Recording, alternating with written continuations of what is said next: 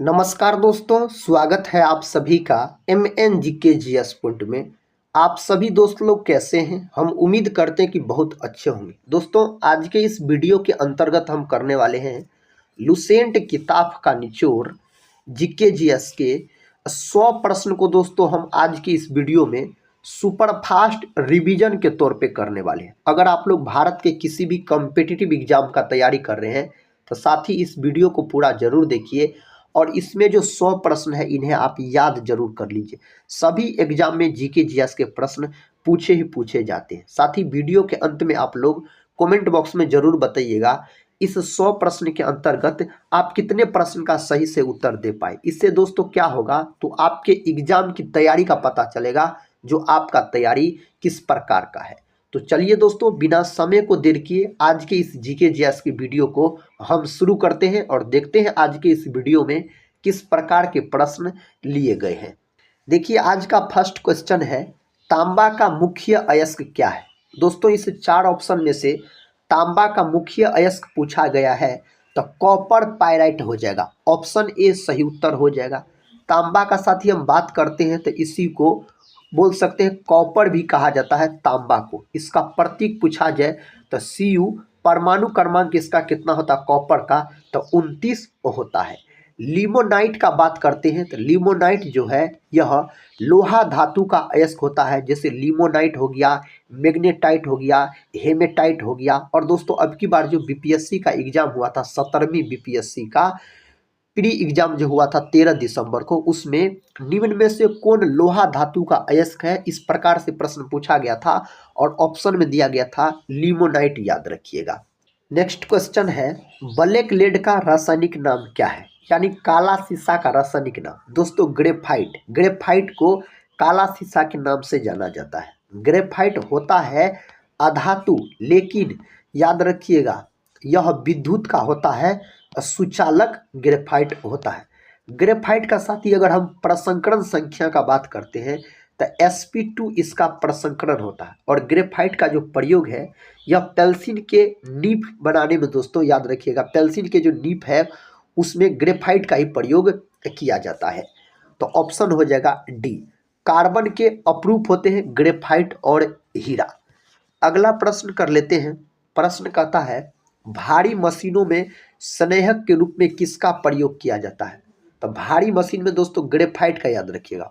Option B. अगर हम बात करते हैं ब्रोमीन का, तो ब्रोमीन मेरे भाई होता है अधातु, लेकिन याद रखिएगा यह कमरे के ताप पर द्रव अवस्था में पाया जाता है। कौन ऐसा अधातु है जो कमरे के ताप पर द्रव अवस्था में पाया जाता है? ब्रोमीन। ब्रोमीन का प्रतीक होता है Br, परमाणु क्रमांक 35 होता है। पारा साथी है, याद रखिएगा, धातु, इसी को मरकरी कहा जाता है। लेकिन याद रखिएगा आपसे पूछा जाएगा कौन ऐसा धातु है जो कमरे के ताप पर द्रव अवस्था में पाया जाता था? पारा है, याद रखिएगा। वैसे तो धातु ठोस होता है, लेकिन अपवाद में याद रखिएगा आप पारा याद रखिएगा। नेक्स्ट क्वेश्चन ये रहा।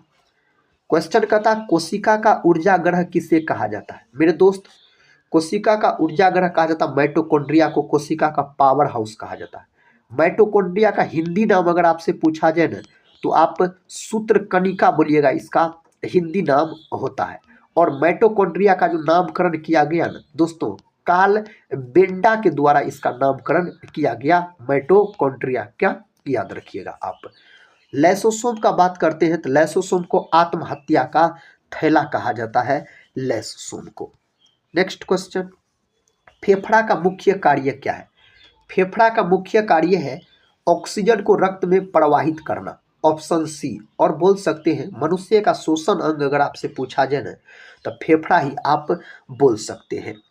अगले प्रश्न की ओर बढ़ते हैं। प्रश्न कहता है, मास्टर ग्रंथि कौन कहलाती है? साथ ही मास्टर ग्रंथि के नाम से पीयूष ग्रंथि को जाना जाता है, याद रखिएगा, मास्टर ग्रंथि के नाम से। इसी को पिट्यूटरी ग्लैंड भी कहा जाता है। यह ग्रंथि मस्तिष्क में स्थित होती है। कहाँ? तो मस्तिष्क में यह ग्रंथि स्थित होती है। इसका जो आकार होता है, इसका आकार मटर के दाने के समान इसका आकार होता है।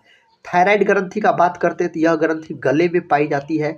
और मानव शरीर की सबसे बड़ी अंतःस्रावी ग्रंथि पूछा जाए ना, थायराइड ग्रंथि। एड्रीनल ग्रंथि का बात करते हैं, साथ ही इसी को अधिबृक्क ग्रंथि कहा जाता है। यह ग्रंथि किडनी के ऊपर पाई जाती है, किडनी के ऊपर। इसकी संख्या 2 होती है, एक जोड़ी याद रखिएगा, दोनों किडनी के ऊपर एक एक संख्या में रहती है एड्रिनल ग्रंथि। एड्रिनल ग्रंथि एक हार्मोन का स्राव करती है, उस हार्मोन का नाम है लड़ोउरो हार्मोन। थैमस ग्रंथि का बात करते हैं तो थैमस ग्रंथि साथी छाती में याद रखिएगा पाया जाता है, एच आकार में होता है और उम्र बढ़ने के साथ यह ग्रंथि लुप्त हो जाती है, थैमस ग्रंथि। नेक्स्ट क्वेश्चन, क्वेश्चन का था विटामिन B6 का रासायनिक नाम क्या है। विटामिन B6 का रासायनिक नाम है पायरिडॉक्सिन। ऑप्शन ए थायमिन जो है यह विटामिन B1 का रासायनिक नाम है। राइबोफ्लोविन जो है यह विटामिन B2 का रासायनिक नाम है। और दोस्तों नियासिन अगर आपसे पूछ लिया जाए जो नियासिन के बारे में, तो यह विटामिन B3 का रासायनिक नाम है। और विटामिन B12 का रासायनिक नाम पूछा जाए तो साइनोकोबालामिन। विटामिन B12 में कोबाल्ट धातु पाया जाता है और विटामिन B7 को बायोटिन कहा जाता है। दोस्तों अगर यह वीडियो आपको पसंद आ रहा है तो आप लोग एक लाइक जरूर कर दीजिएगा और अपने दोस्तों में शेयर कर दीजिएगा। धीरे धीरे करके साथ ही आपको सभी विषय के प्रश्न इसमें मिलेंगे। अभी साथ ही साइंस के प्रश्न चल रहे हैं, अब आएंगे आपको हिस्ट्री के, ज्योग्राफी के, इकोनॉमिक्स के और पॉलिटी के प्रश्न देखने को मिलेंगे। अगले प्रश्न की ओर बढ़ते हैं।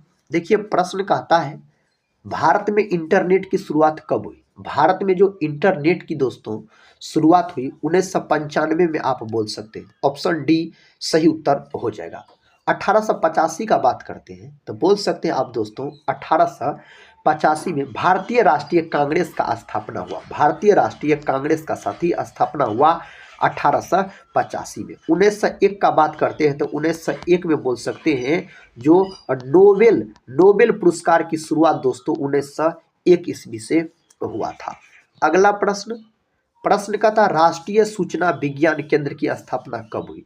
इसका दोस्तों आप बोल सकते हैं 1976। देखिए कोई विकल्प 1976 नहीं दिया गया, लेकिन साथ ही 1976 होना चाहिए। आप एक विकल्प और ई लिख लीजिए और यही सही उत्तर लॉक कर लीजिएगा। आप लोग दोस्तों इस प्रश्न का उत्तर एक बार जरूर देख लीजिएगा। अगला प्रश्न कर लेते हैं। प्रश्न कहता है भारत में सेलुलर फोन सेवा कब प्रारंभ हुई। यह जो प्रारंभ हुआ था ना 1995 में।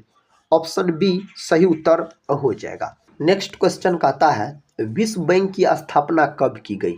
इसका स्थापना दोस्तों 1945 में किया गया।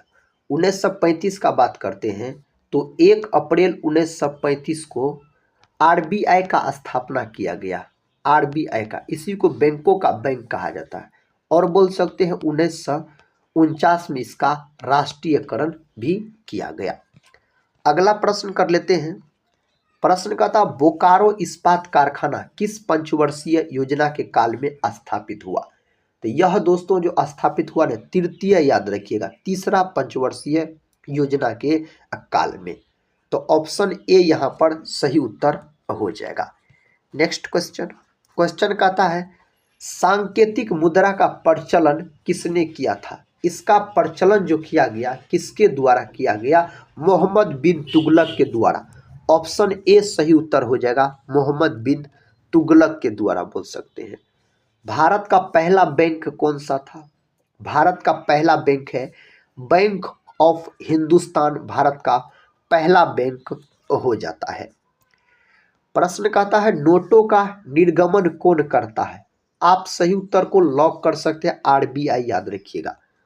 Option B RBI. Next question, नोटों का निर्गमन किस प्रणाली द्वारा किया जाता है। दोस्तों आप बोल सकते हैं न्यूनतम कोष प्रणाली।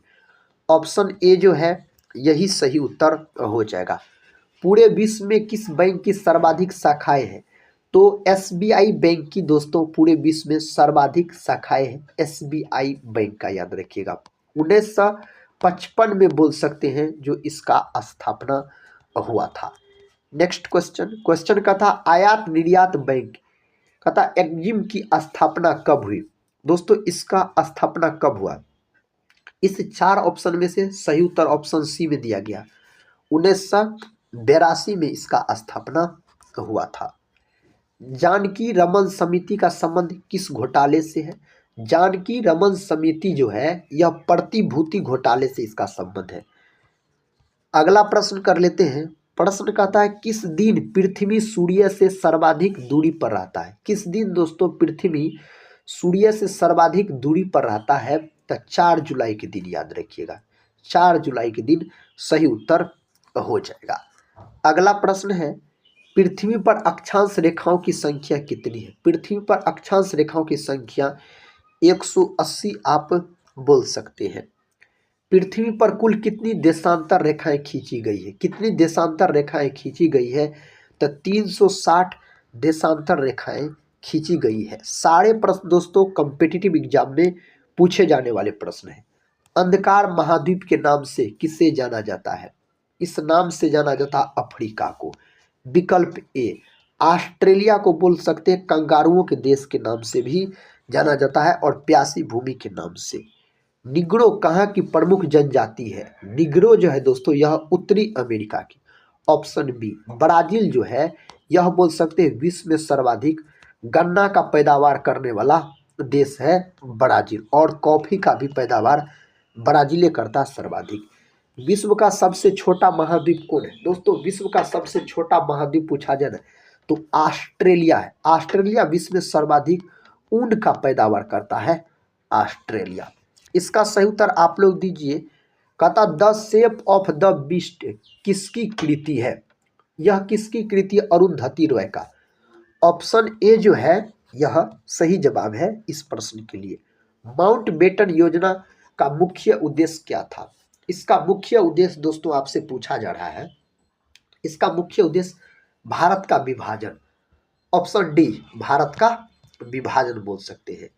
रामकृष्ण परमहंस का वास्तविक नाम क्या था? रामकृष्ण परमहंस का अगर वास्तविक नाम पूछा जाए तो गदाधर चट्टोपाध्याय बोल सकते हैं। ऑप्शन डी जो है यही सही जवाब हो जाएगा। क्वेश्चन का था सीयू की किसके द्वारा लिखी गई? यह दोस्तों किसके द्वारा लिखा गया? तो इनमें से सही जवाब है हेनसांग के द्वारा यह लिखा गया। सीयू की का अगर हम बात करते हैं तो शाह आलम द्वितीय किसके काल में मुगल सम्राट था? यह किसके काल में मुगल सम्राट था? इसका सही जवाब है रॉबर्ट क्लाइव के काल में। विकल्प सी को आप लॉक कर लीजिए। द्वैध शासन व्यवस्था को कब समाप्त किया गया? इसको जो समाप्त किया गया ना 1772 में इसको समाप्त किया गया। शिवाजी के ज्येष्ठ पुत्र का नाम क्या था? इसका ज्येष्ठ पुत्र का नाम था संभाजी। Option B. अगला प्रश्न है पुरंदर की संधि कब हुई थी? मेरे साथी यह संधि 1665 में बोल सकते हैं। याद रखिएगा पुरंदर का संधि हुआ था 1665 में। मुगल काल का अंतिम शक्तिशाली सम्राट कौन था? सही जवाब है इसका आपको औरंगजेब, और औरंगजेब को जिंदा पीर के नाम से भी जाना जाता है। 1707 में इसका मृत्यु हुआ था।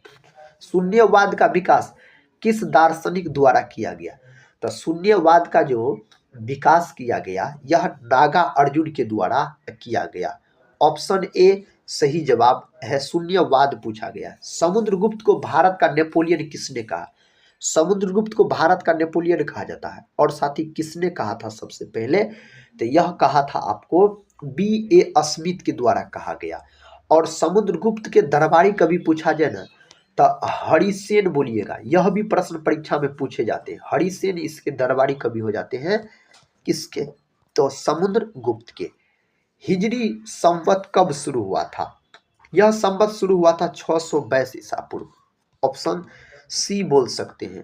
कहता फ्री जोन शब्द का संबंध किस खेल से है? फ्री जोन शब्द का जो संबंध है ना यह खो खो से है। किससे है? खो खो से इसका संबंध हो जाता है। अनवरत योजना को और किस नाम से जाना जाता है?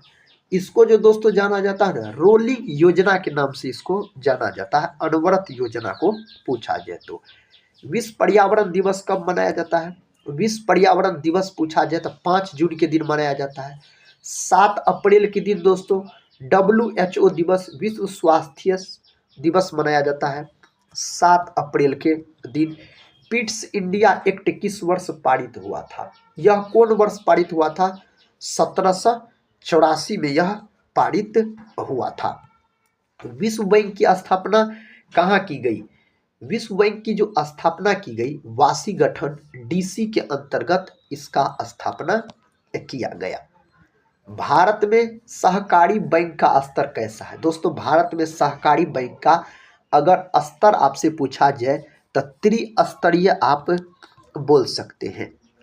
कहता आकस्मिक निधि का वर्णन किस अनुच्छेद में किया गया है? इसका जो वर्णन किया गया है यह आर्टिकल नंबर 268 के अंतर्गत अनुच्छेद 268। लाहौर के किले का निर्माण किसके द्वारा किया गया? लाहौर के किले का निर्माण मेरे भाई अकबर के द्वारा किया गया। किसके द्वारा? अकबर के द्वारा आप बोल सकते हैं। राष्ट्रपति का विधिवत चुनाव प्रथम बार कब हुआ? इसका जो चुनाव हुआ ना 1952 में बोल सकते हैं, मई 1952 में। भारत कितने पिन जोन में विभाजित है? यह कितने पिन जोन में है? 9 बोल सकते हैं। दोस्तों इसका उत्तर आप लोग एक बार देख लीजिएगा। ऊंचाई बढ़ने से वायुमंडलीय दाब पर क्या प्रभाव पड़ता है? तो इस पर जो प्रभाव पड़ता है घटता है। ऐसा प्रभाव पड़ता है, यह घटता है बोलिएगा। सबसे पहले राष्ट्रीय आपात की घोषणा कब की गई? तो सबसे पहले राष्ट्रीय आपात की घोषणा दोस्तों 1962 में किया गया था। वॉन झील कहाँ पर स्थित है? वॉन झील जो है यह तुर्की के अंतर्गत बोल सकते हैं। नेक्स्ट क्वेश्चन कहता है मादक पदार्थों में कौन सा तत्व पाया जाता है? इसमें कौन सा दोस्तों पाया जाता है? इथाइल एल्कोहल पाया जाता है।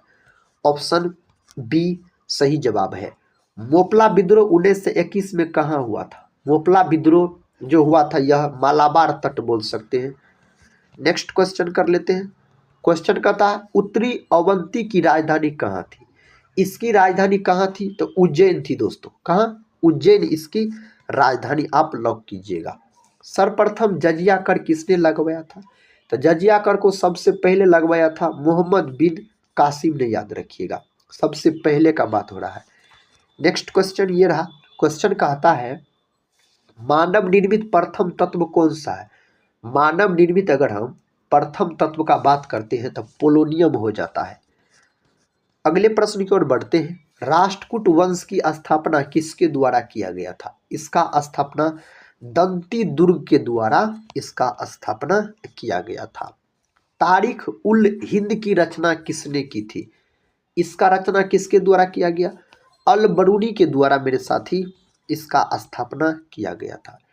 दिल्ली स्थित अशोक स्तंभ का पता सर्वप्रथम किसने लगाया? इसका पता लगाया टी फैंथलर के द्वारा। Option A. अगला प्रश्न है हिंदी साहित्य का स्वर्ण काल किस मुगल शासक के काल को कहा जाता है? तो किसके काल को कहा जाता है? अकबर के काल को इस नाम से जाना जाता है। दीवान ए वकूफ की रचना किसने की थी? इसका रचना किया गया जलाउद्दीन खिलजी के द्वारा। बलबन जो है यह भारत में रक्त और लौह की नीति का अवलंबन किया था। विश्व में दोस्तों रक्त और लौह की नीति कौन अपनाया था? बिस्मार्क। कहता भरहुत स्तूप का निर्माण किसने करवाया था? इस स्तूप का निर्माण अशोक के द्वारा करवाया गया था। किसके द्वारा? अशोक के द्वारा। हर्मिट ऑफ शिमला किसे कहा जाता है? इस नाम से जाना जाता है ए.ओ. ह्यूम को, याद रखिएगा। ए.ओ. ह्यूम जिन्होंने भारतीय राष्ट्रीय कांग्रेस का स्थापना किया 1885 में। बढ़ामनों पर जजिया कर सर्वप्रथम किसने लगवाया? तो बढ़ानों पर दोस्तों फिरोज तुगलक। ऑप्शन ए फिरोज तुगलक आप बोलिएगा। किस मुगल शासक के काल को मुगल काल का स्वर्ण युग कहा जाता है? तो यह शाहजहां के कहा जाता है, शाहजहां के काल को। प्रश्न कहता है किसके शासनकाल में मनसबदारों की संख्या सबसे अधिक थी? किसके शासनकाल में? तो दोस्तों औरंगजेब के शासनकाल में आप बोलिएगा। नेक्स्ट क्वेश्चन है अकबर ने इबादत खाना को कब बनवाया था? 1575 में। 1526 में पानीपत का प्रथम युद्ध हुआ था। 1556 में पानीपत का द्वितीय युद्ध हुआ था। 1761 में पानीपत का तृतीय युद्ध लड़ा गया था। राज्य हड़प नीति का संबंध किससे है? इसका संबंध किससे है? लॉर्ड डलहौजी से इसका संबंध हो जाता है। तंजौर का बृहदेश्वर मंदिर का निर्माण किसने करवाया था? तो राज राजा प्रथम के द्वारा इसका निर्माण करवाया गया था। मुगल चित्रकला की शान किसके शासनकाल में सबसे अधिक थी? किसके शासनकाल में सबसे अधिक थी? जहांगीर के शासनकाल में बोल सकते हैं सबसे अधिक थी। मुगल सम्राटों में सबसे लंबा शासनकाल किसका रहा? मुगल सम्राटों में दोस्तों सबसे लंबा रहा अकबर का। किसका? अकबर का, याद रखिएगा। राष्ट्रीय ध्वज फहराने वाला पहला भारतीय कौन था? तो मैडम भीकाजी कामा बोल सकते हैं। Option A.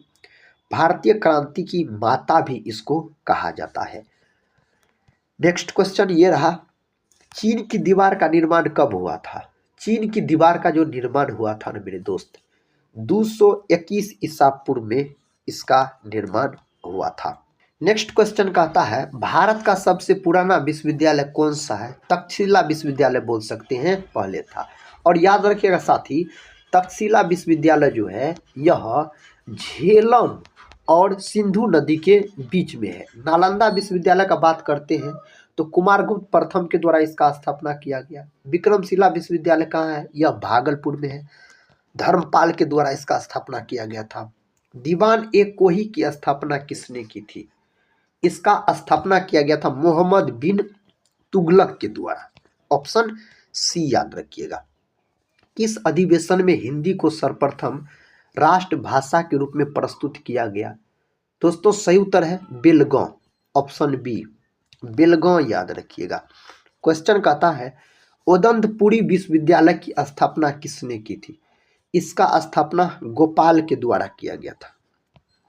नेक्स्ट क्वेश्चन कहता है, कांग्रेस के प्रथम अधिवेशन की अध्यक्षता किसके द्वारा की गई? दोस्तों उमेश चंद्र बनर्जी के द्वारा इसका अध्यक्षता किया गया था। तारिक ए फिरोज शाही किसकी कृति है? यह है आपको जियाउद्दीन बर्नी की। किसका? जियाउद्दीन बर्नी का आप बोल सकते हैं। अकबर ने जजिया कर कब समाप्त किया? अकबर ने जजिया कर को समाप्त किया कब? दोस्तों सही जवाब है 1564 में जजिया कर को समाप्त किया था अकबर ने। नूरजहां के बचपन का नाम क्या था? नूरजहां के बचपन का नाम दोस्तों मेहरुनिसा। Option B. क्वेश्चन कहता, शारदा एक्ट किससे संबंधित है? शारदा एक्ट जो है ना यह बाल विवाह से संबंधित है। किससे? बाल विवाह से संबंधित है। ईसा मसीह के माता का क्या नाम था? ईसा मसीह के दोस्तों माता का नाम पूछा जा रहा है तब मेरी बोलिएगा, मेरी। अशोक का सबसे लंबा अभिलेख कौन सा है? अशोक का सबसे लंबा 7वां अभिलेख सबसे लंबा अभिलेख है किसका? राजा अशोक का। चोल वंश का अंतिम राजा कौन था? चोल वंश का अंतिम राजा राजा राजेंद्र तृतीय। Option D. प्रश्न कहता, अमृतसर नगर की स्थापना कब की गई? इसका स्थापना 1577 में किया गया। 1577 में। रुपये का अंतिम बार अवमूल्यन कब किया गया? कब किया गया था? 1 जुलाई 1991 में किया गया। 1 जुलाई 1991 में। सिकंदर लोदी द्वारा आगरा शहर की स्थापना कब की गई? सिकंदर लोदी के द्वारा 1504 में किया गया था। अगला प्रश्न कहता है, बहमन वंश का अंतिम शासक कौन था? बहमन वंश का अंतिम शासक आपसे पूछा जा रहा है तो कलीमुल्ला। ऑप्शन ए अगर लॉक की है तो सही उत्तर को चुने हैं। खानवा का युद्ध राणा सांगा एवं बाबर के बीच हुआ था। कब हुआ था? खानवा का युद्ध तो 1527 में लड़ा गया था। औरंगजेब के गुरु कौन थे? औरंगजेब के गुरु थे Mir Mohammad Hakim. Option B. Next question है, क्वेश्चन का था द लास्ट जजमेंट के लेखक कौन है? इसके लेखक Michael Angelo. Option D. Next question का था 1688 में गौरवपूर्ण क्रांति कहाँ हुई थी? यह क्रांति इंग्लैंड में हुआ था। कहाँ दोस्तों? इंग्लैंड में यह क्रांति हुआ था। महासागरीय जल का तापमान कितने डिग्री के बीच होता है? महासागरीय जल का तापमान पूछा गया है तो 5 डिग्री सेल्सियस से 33 डिग्री सेल्सियस के बीच आप बोल सकते हैं। भारत चीन के बीच पंचशील समझौता कब हुआ था? तो पंचशील समझौता हुआ था भारत और चीन के बीच, यह 1954 में हुआ था। तो 20 अप्रैल 1954 में, याद रखिएगा। अगला प्रश्न है, प्रश्न का था आदि ब्रह्म समाज की स्थापना किसने की? तो ब्रह्म समाज का स्थापना दोस्तों किया गया किसके द्वारा? राजा राम मोहन राय के द्वारा। आदि ब्रह्म समाज की स्थापना देवेंद्रनाथ टैगोर आप बोल सकते हैं। ऑप्शन डी जो है यह सही उत्तर हो जाएगा। भारतीय ब्रह्म समाज की स्थापना 1865 में किसने की? भारतीय ब्रह्म समाज की स्थापना दोस्तों केशव चंद्र सेन के द्वारा किया गया था 1865 में। कहता है इक्का सेना का गठन किसने किया? तो दोस्तों इक्का सेना का गठन जो किया गया यह इल्तुतमिश के द्वारा किया गया था। इल्तुतमिश के द्वारा बोल सकते हैं। गुरु नानक देव का जन्म कहाँ हुआ था? गुरु नानक देव का जो जन्म हुआ था तलवंडी में इसका जन्म हुआ था। तलवंडी में बोलिएगा। गुरु गोविंद सिंह की समाधि कहाँ पर है? गुरु गोविंद सिंह की समाधि नांदेड़ में है। दोस्तों बोल सकते गुरु गोविंद सिंह यह सिखों के 10वें एवं अंतिम गुरु हो जाते हैं और सिखों के टोटल 10 गुरु थे। और गुरु गोविंद सिंह का बात करते तो इन्होंने ही खालसा पंथ का स्थापना किया था 1699 में। दोस्तों सिखों के 5वें गुरु पूछे जाते हैं, गुरु अर्जुन देव थे याद रखिएगा। तो आज के इस वीडियो में ये थे आपको 100 जीके जीएस के प्रश्न जिसको हम एक रिवीजन के तौर पे करवाए। साथ ही इस वीडियो को हम यहीं पर समाप्त करते हैं और मिलते हैं नेक्स्ट वाले वीडियो के अंतर्गत। तब तक के लिए जय हिंद जय भारत।